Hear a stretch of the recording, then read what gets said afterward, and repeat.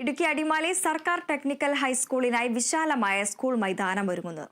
1 കോടി രൂപ ചിലവഴിച്ചാണ് പണി കഴിപ്പിക്കുന്ന മൈതാനത്തിന്റെ നിർമ്മാണ ഉദ്ഘാടനം അഡ്വക്കേറ്റ് എ രാജ MLA നിർവഹിച്ചു. മൈതാനത്തിന്റെ പ്രാഥമിക നിർമ്മാണ ജോലികൾ ആരംഭിച്ചു.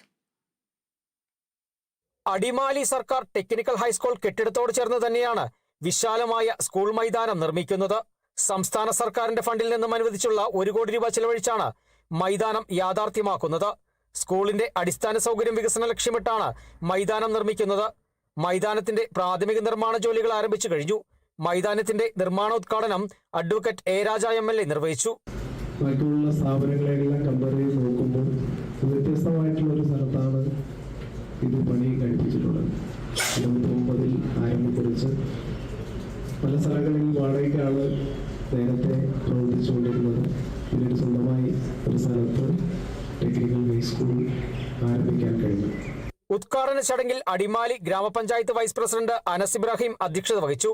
Solomon PA, school president Kuriakose TP, Nadeesha PN, PTA ഭാരവാഹികൾ, മുൻ PTA ഭാരവാഹികൾ, അലുമിനി അസോസിയേഷൻ ഭാരവാഹികൾ, സ്കൂൾ ജീവനക്കാർ എന്നിവർ ചടങ്ങിൽ പങ്കെടുത്തു.